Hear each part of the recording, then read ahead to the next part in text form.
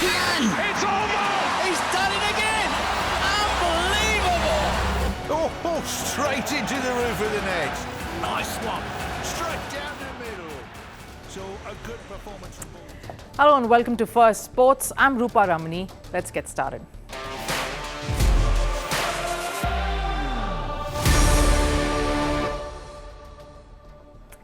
Right on the show today, the over-reliance on Indian fast bowler Jasprit Bumrah has only hurt India. How overworked was the lead Indian pacer against Australia in the Border-Gavaskar series? Is India killing the goose that lays the golden egg? With Bumrah recovering from the back spasm, how will the preparations for the ICC Champions Trophy next month really work out? Football star Lionel Messi seems to be stuck in a political landmine yet again. Messi was conferred with the presidential medal but decided to skip the ceremony at the White House in USA. That has sparked a controversy of Messi giving President Joe Biden the snub. And speaking of snubs, will the ICC be swayed to punish Afghanistan? This after England cricket team has come under political pressure to give Afghanistan the snub by boycotting their game at the Champions Trophy. Lots heading your way today, but first, let's take a look at the headlines on Sports 360.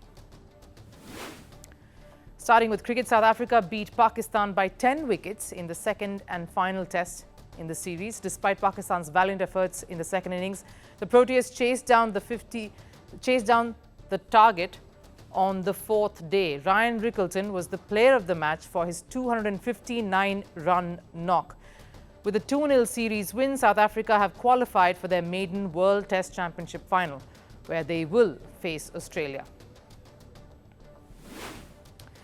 In football, Serie A giants AC Milan are targeting Manchester United forward Marcus Rashford for a potential loan move.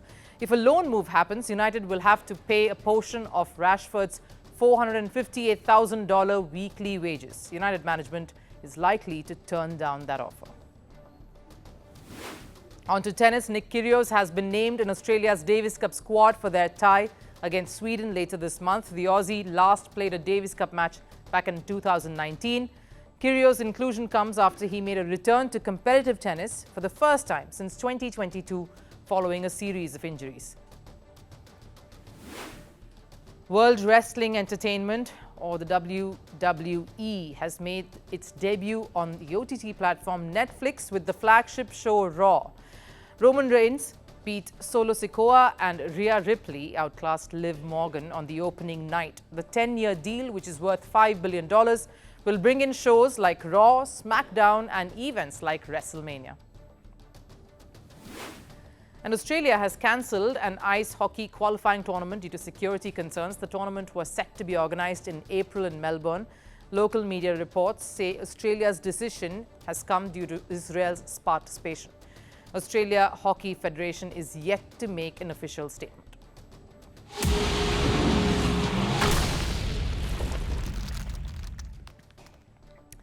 If there was any side that wowed cricket fans the world over, it was the tall fast bowler from India running in hard and delivering nightmares to batters all of last year. The year 2024 belonged to Jasprit Bumrah. He left his mark on the Border-Gavaskar Trophy that concluded recently, so much so that everyone really wept for him. Not as much for India really messing up that series and ending up on the losing side, but for the fact that Bumrah outperformed every single bowler in that series across both teams and yet ended up on the losing side.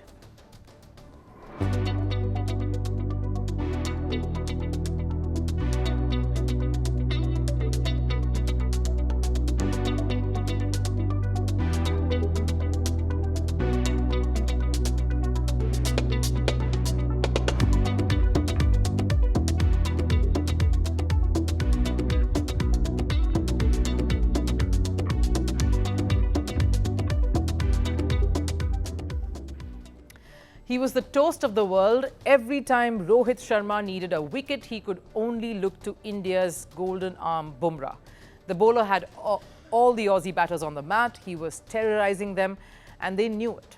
His bunny in the series, Usman Khwaja, in fact admitted that Bumrah indeed had his number. You never want to see anyone injured, and it's a shame he was, but thank God for us, because today would have been an absolute nightmare facing him on that wicket. It was tough work. People were asking me, what's going on? I'm being honest, I was just getting Bumrah'd. So much so that after a few tests, you realized that Bumrah was becoming more of a common fixture than any of the other bowlers in that series. He was coming in and bowling hard and creating chances and giving those crucial breakthroughs when he could, more than any of the bowlers in that series. In fact, if you just look at the number of overs alone that all of the bowlers in that series bowled, these are the top 6. In fact, just going by the workload, the number of overs they put in, Pat Cummins and Jasprit Bumrah just about level there. 152 overs nearly bowled across those 5 tests. In fact, one thing to note here, we're just excluding that second innings there because, of course, Jasprit Bumrah didn't bowl. Mitchell Starc then coming in a little later with 149 overs. Nathan Lyon, Mohammad Siraj, the only other bowler sort of giving some run to the rest there. But then, and of course, Akash Deep, barring those last 2 tests, coming in with 77 overs. So it really was no surprise that the Indian captain was asked about overworking India's only dangerous bowler. There is a risk of over bowling Bumrah. He has bowled a lot of overs. There is no doubt about it. Every test match we play, we keep that in mind. But again, if somebody is in such great form, you want to try and maximize that form how much ever you can. And that is what we've been trying to do with Bumrah.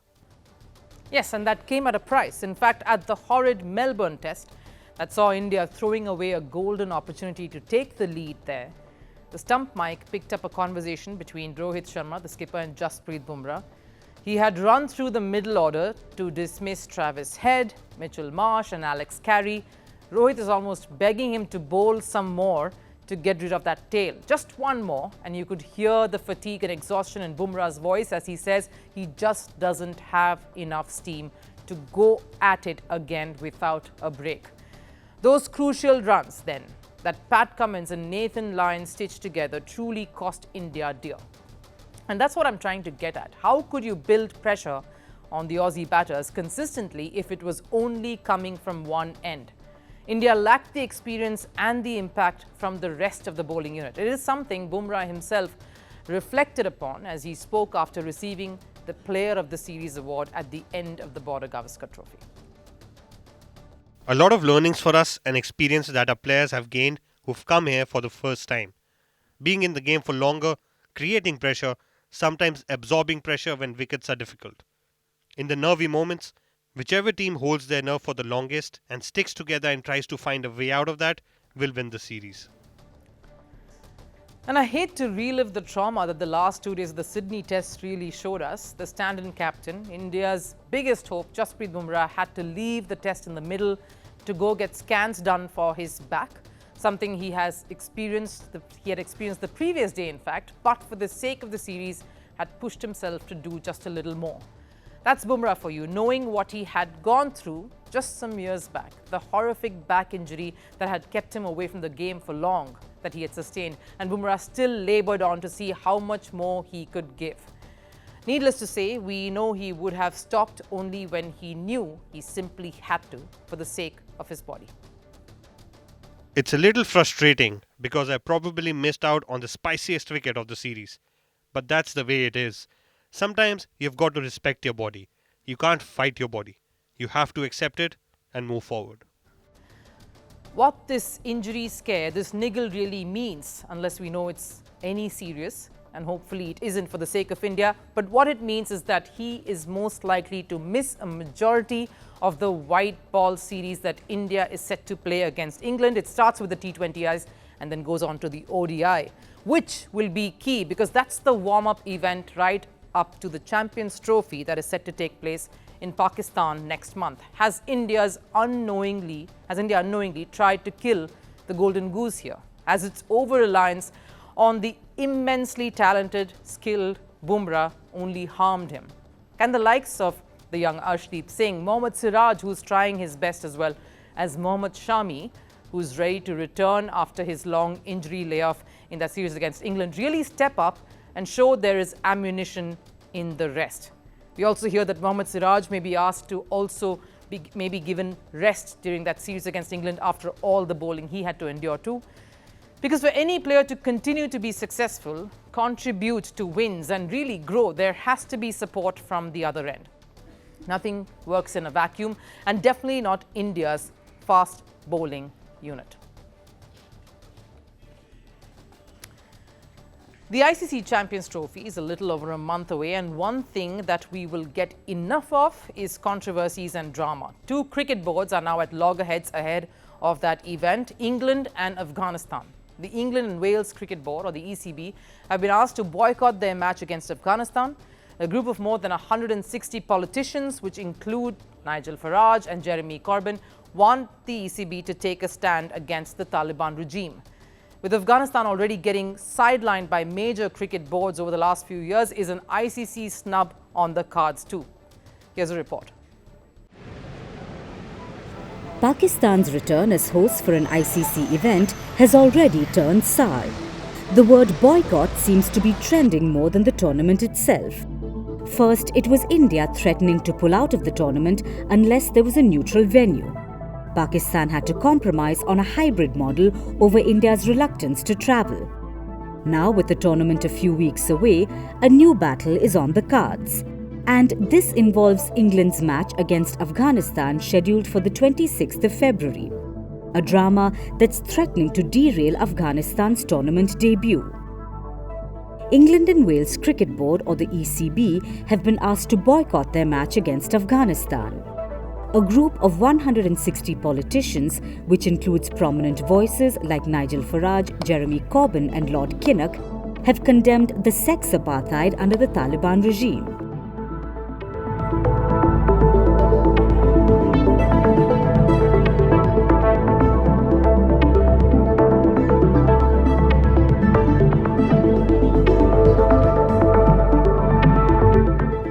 The England Cricket Board addressed the letter, and while the demand was to boycott the event, the ECB has urged action from the ICC, making it a bigger issue and forcing a larger action than just an isolated stance taken by a single board. We understand the concerns raised by those who believe that a boycott of men's cricket could inadvertently support the Taliban's efforts to suppress freedoms and isolate Afghan society. A coordinated, ICC-wide approach would be significantly more impactful than unilateral actions by individual members. Since Taliban took control in 2021, women's sport has been outlawed, leading to Afghanistan's women team being disbarred. And that is against the ICC's rule, which requires full members to organize a women's national team. And yet, the ICC hasn't taken any sanction or put any action on Afghanistan. The country continues to play in ICC events. The Afghanistan men's cricket team, though, has faced heat from Cricket Australia, or the CA. In the past 3 years, Australia has declined to play Afghanistan in any bilateral series. This is to condone the Taliban regime. First, it was a one-off test in September 2021, then it was an ODI series in March 2023. And then a year later, a T20 series was called off in 2024. That's a lot of cricket not happening. The only respite for Afghanistan has been the ICC events. The country, who's on the rise in the sport, has shown their potential in World Cups so far. They had an impressive ODI World Cup 2023 where they beat the likes of Sri Lanka and Pakistan.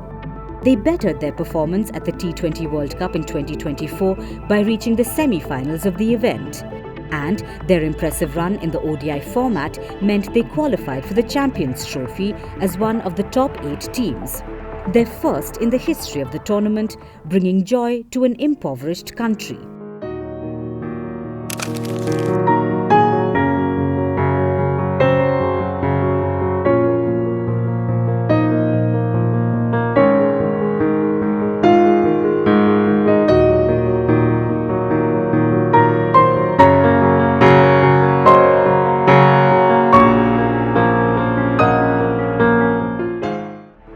But for how long will cricket continue to bring joy in the nation?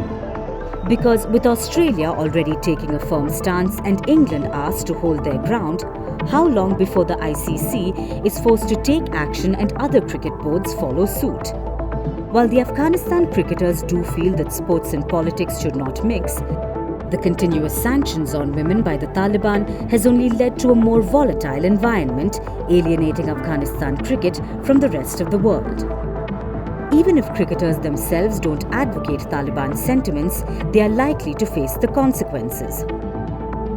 Rashid Khan and Mohammad Nabi, two prominent and popular cricketers, had spoken out against the regime when they had banned medical education for women. The pressure is building, but will the ICC pay heed to the ECB and take action? What possible outcome awaits Afghanistan as Champions Trophy nears?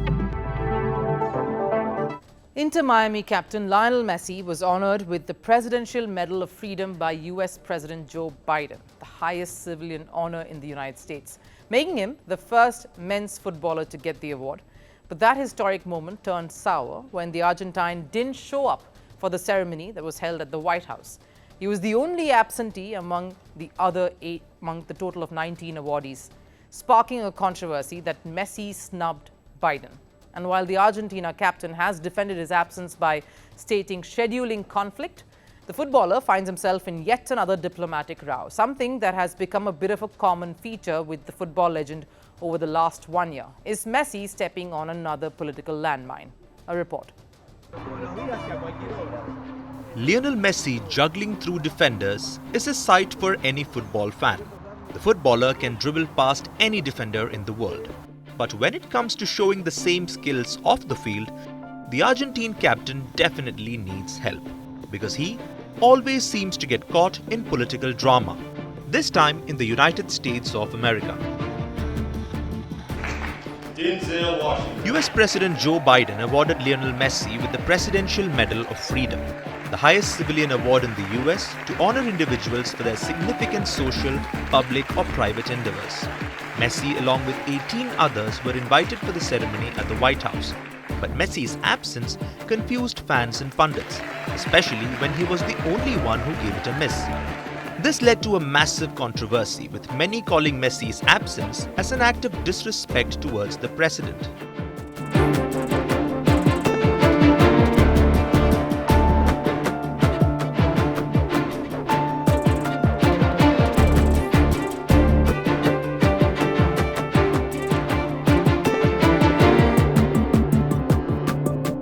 Soon after, the footballer faced backlash. Messi's representatives in a statement clarified why he had to miss the White House ceremony.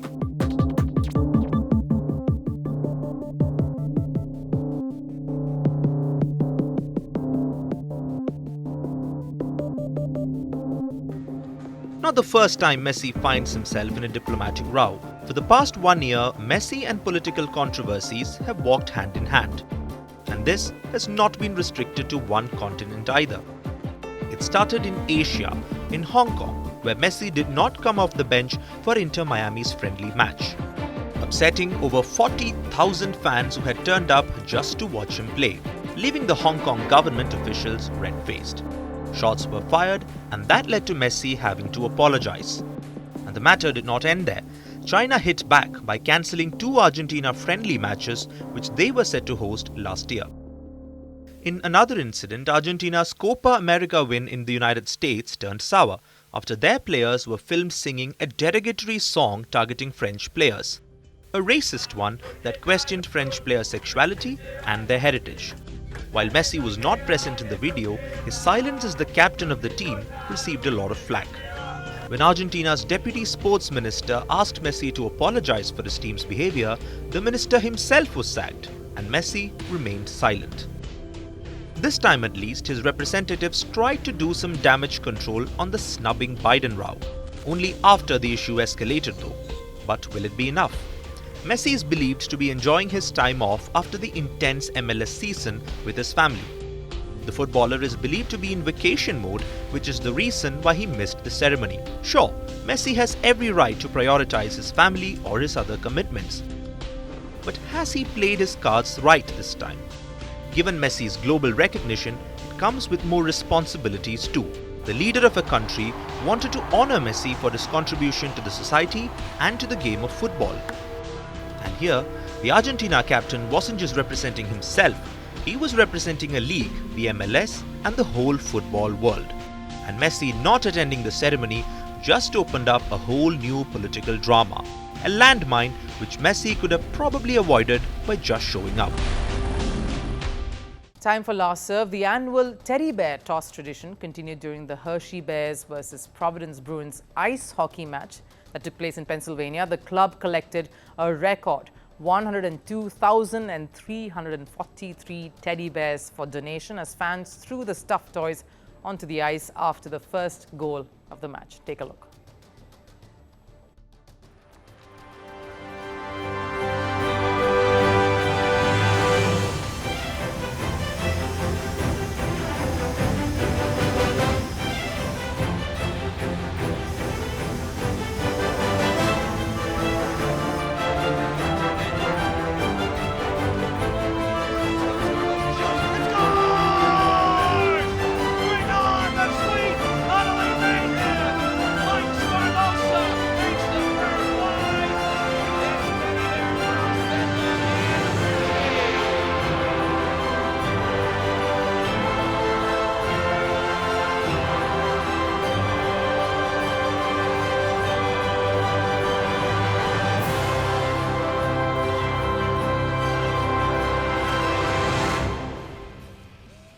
Just think of all the kids who these teddy bears will reach to. I'm sure they'll be thrilled to have a piece of that. But that does it here on First Sports. Do take care. I'll see you again tomorrow. Till then, bye-bye.